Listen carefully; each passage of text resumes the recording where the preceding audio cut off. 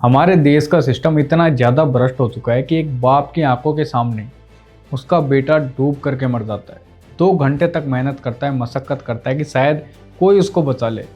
और सबसे बड़ी बात तो ये थी कि वहीं पर एनडीआरएफ, एसडीआरएफ, पुलिस सब कुछ मौजूद थे, लेकिन उसके बावजूद उस लड़के को नहीं बचा सके। 16 जनवरी रात की घटना है। सॉफ्टवेयर इंजीनियर युवराज अपने घर लौट रहा था, नोएडा सेक्टर 150 के अंदर। और जब वो घर लौट रहा था अपनी कार से, तो उसकी कार एक गहरे गड्ढे में जा गिरती है, जिसके अंदर कई फीट तक पानी भरा हुआ था। और वो गड्ढा था एक इलीगल कंस्ट्रक्शन के बेसमेंट का, यानी कि वहाँ पर ना कोई लाइट थी, ना कोई बैरिकेड लगाए हुए थे, और ना कोई रेस्ट्रिक्शन का कुछ बोर्ड लगाया हुआ था, कुछ नहीं था। युवराज को पता तक नहीं चलता है, उसकी गाड़ी अचानक से जाकर के उस बेसमेंट के गड्ढे में गिर जाती है। और वो गड्ढा भी छोटा मोटा नहीं था, बल्कि कई मीटर चौड़ा था और कई फीट तक गहरा था। और उसके अंदर जो पिलर्स होते हैं उनके सरिये भी लगे हुए थे जगह जगह पर। तो एनडीआरएफ, एसडीआरएफ की टीम बिल्कुल मना कर देती है वहाँ पर जाने से कि पानी एक तो बहुत ज़्यादा ठंडा है और उसके अंदर सरिये भी हैं, इसलिए हम नहीं जा सकते। उनके पास उनके जो इक्विपमेंट्स होते हैं, उनके पास उनका जो सिस्टम होता है, बोर्ड्स होते हैं, वो तक नहीं थे। मतलब उनको वो तक नहीं दे रखे हमारी गवर्नमेंट ने। जिन लोगों को हायर ही इसलिए किया जाता है, उनका रिक्रूटमेंट ही इसलिए किया जाता है कि अगर कोई आपदा आती है, अगर कोई ऐसी स्थिति बनती है, ऐसी क्रिटिकल कंडीशन आती है, सिचुएशन आती है, तो उस टाइम पर वो जा कर के लोगों की मदद कर सके।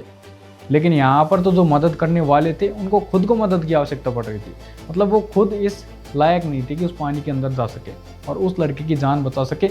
उधर वो मासूम, जिसका कोई गुनाह नहीं था, वो गाड़ी की छत पर बैठा हुआ था और अपने मोबाइल की टॉर्च जला करके हर सेकंड मदद का इंतजार कर रहा था। उसे उम्मीद थी कि कोई ना कोई आकर के उसे ज़रूर बचा लेगा। वो अपने पिताजी को भी कॉल करता है, उनके पिताजी वहाँ पर पहुँचते हैं, बहुत सारे लोग जमा हो जाते हैं। वो मदद का इंतज़ार ज़रूर कर रहा था, लेकिन उसको शायद इस बात का अंदाज़ा नहीं था कि यहाँ पर आम आदमी की जो जान है वो इतनी ज़्यादा सस्ती है कि किसी को फ़र्क तक नहीं पड़ता। उसे बचाने कोई नहीं आने वाला है। वो कार हर एक सेकंड, हर एक मिनट डूबती जा रही थी।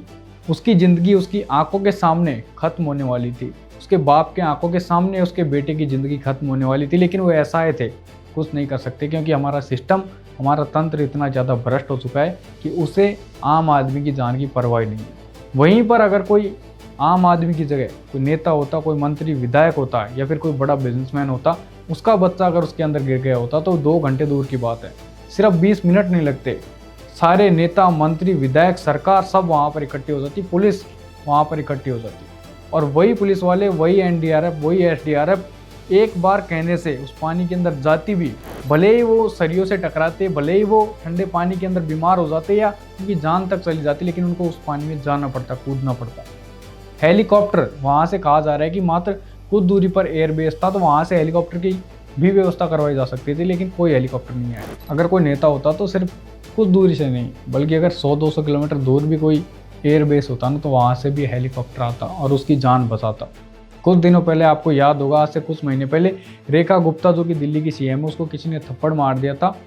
सिर्फ थप्पड़ मारने से वहाँ पर पूरी की पूरी पुलिस की टीम, पूरे मंत्री, पूरे विधायक, पूरी सरकार इकट्ठा हो गई थी उससे हालचाल लेने के लिए। और इधर एक मासूम की, जिसका कोई गुनाह तक नहीं था, उसकी जान चली जाती है। और सबसे बड़ी लापरवाही तो ये देखिए कि पहली बात तो वहाँ पर इलीगल कंस्ट्रक्शन चल रहा था। मतलब कंस्ट्रक्शन होना था, वो जो एरिया है उसको एक स्पोर्ट्स सिटी के तौर पर डेवलप किया जाना था, लेकिन वहाँ पर हो क्या रहा था, किसी ना किसी तरीके से, पता नहीं किस तरीके से वहाँ पर फ्लैट्स बनाए जा रहे थे। और फ्लैट्स को अगर आप खरीदते हो तो 1.5 से 2 करोड़, 3 करोड़ तक का फ्लैट मिलता है, लेकिन ज़िंदगी की वहाँ पर कीमत 0 है।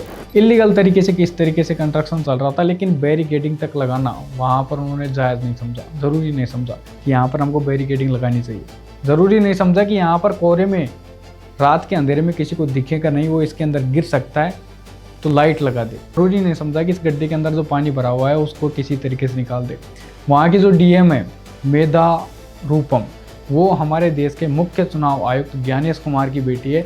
डीएम जी आती हैं 4 दिन बाद, 4 दिन बाद तक तो उनसे वो कार नहीं निकाली गई, और 4 दिन बाद डीएम आती है, आकर के किसी का कोई जवाब नहीं, कोई मीडिया वालों के सवालों के जवाब नहीं, बस आती है, देखती है और चली जाती है। मतलब अकाउंटेबिलिटी 0 से भी अगर आप कहें कि माइनस में तक आप कह सकते हो, किसी की कोई अकाउंटेबिलिटी नहीं बनती। कोई मर रहा है तो मरने दो, हमको समय पर हमारी तनख्वाहें मिल रही है।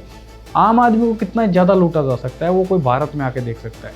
इनके टैक्सेस का जो पैसा आता है उनसे अपने बड़े बड़े फ्लैट खरीद लेंगे, इलीगल तरीके से ज़मीन पर कब्जा कर लेंगे, वहाँ पर बड़े बड़े घर बनाएंगे, रिजॉर्ट बनाएंगे, अपने बच्चों को पढ़ने के लिए विदेश भेज देंगे, बड़ी बड़ी गाड़ियों में घूमेंगे।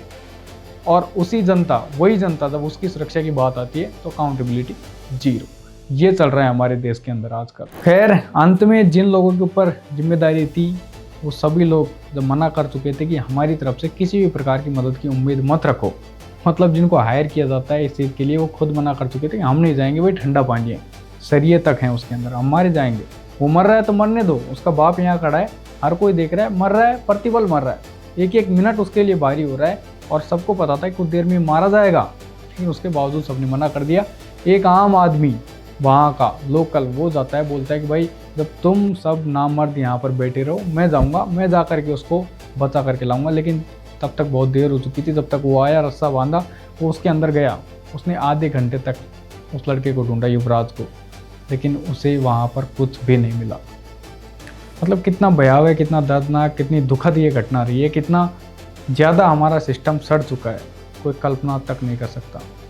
वैसी चीज़ें जो कि हमें फ्री में मिलनी चाहिए, जो कि हमारा जन्म सिद्ध अधिकार है, वो तक हमें नहीं मिल पा रहा है। तो आगे की फ्यूचर की टेक्नोलॉजी की ये बातें करना यहाँ पर तो एक तरीके से गुनाह है, क्योंकि आप compete करने की बात करते हो चाइना जापान से, आप नहीं कर पाओगे। आप सिर्फ पाकिस्तान से compete करो, उसी की बातें करते रहो। चुनाव आते हैं तो पाकिस्तान से कुछ करवा दो, पाकिस्तान में कुछ कर दो, उसी से हल्ला कर लो, चुनाव जीत लो और उसके बाद में बस सब कुछ खत्म।